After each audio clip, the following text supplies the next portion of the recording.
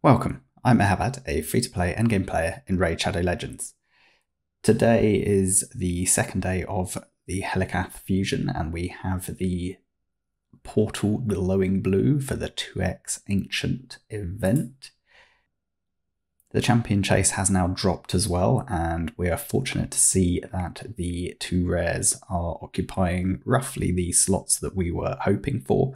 So between the 1150 and 1550 slot and the 2500 slot. So we should be very comfortable to get both of these rares through here.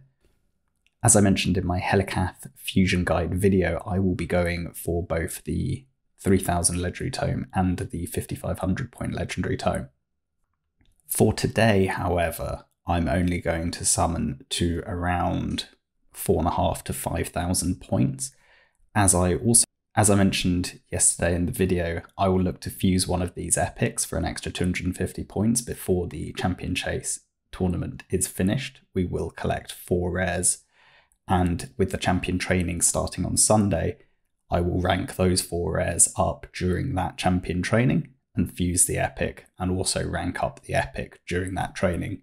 So all the while I'll be getting Champion training points and Champ Chase points simultaneously on the Sunday to maximize my efficiency.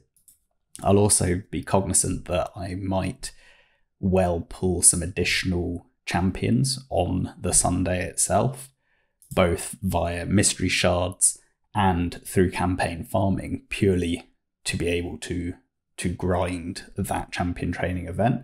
So if I pull, as I said, between 4,500 and 5,000 today, I'm fairly confident I'll pick up the additional, say, 500 points via those various mechanics on the Sunday. And if I don't, I can always top up at the end of Sunday or the beginning of Monday, top up a few more ancient shards to reach my 5,500 point goal.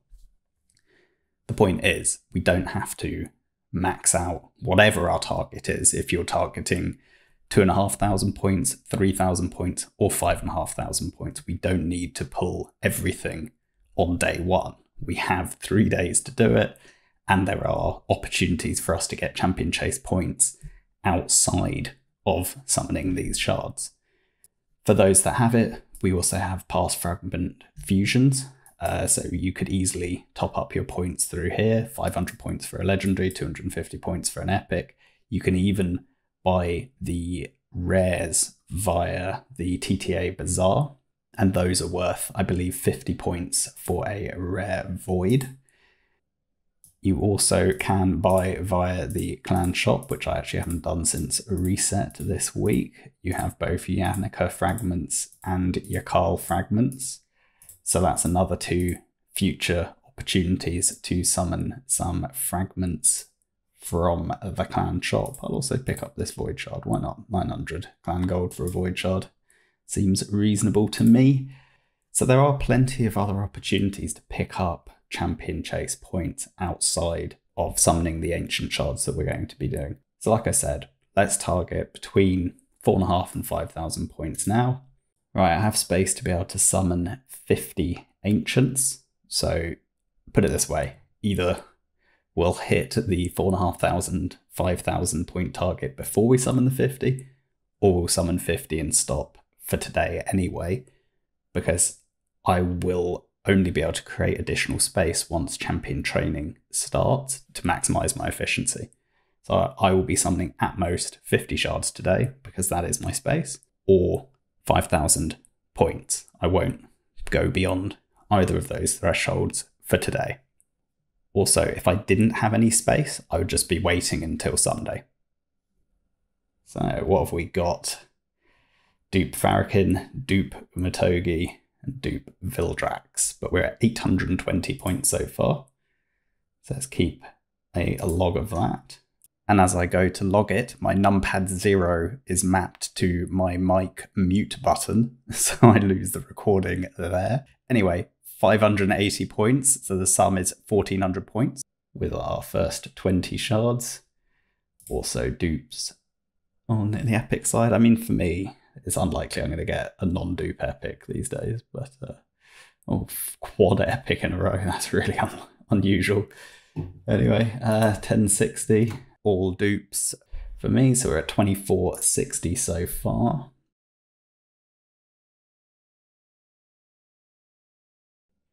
I think Sir Armitage might actually be new for me, but only 580 points in total in that set of 10, and obviously there goes my recording again. Oh, what a disaster. Anyway, we summoned another 10 shards, got 4 epics again. I mean, our epic pull rate on these shards was truly phenomenal. And that took us up to 4,100 points in total from 50 shards, which is actually a remarkably good return, ahead of schedule. Right, so I realised I had some space in the vault, so I've created an extra 10 slots of room by moving some champions to the vault. We're at 4,100 points on the champ chase now, so I will summon a further 10, and that should get us to our target of between 4,500 and 5,000 points. I still don't expect that we'll get a legendary. This will be our 60th ancient shard, so you know, if we do get one, great. If we don't, we don't.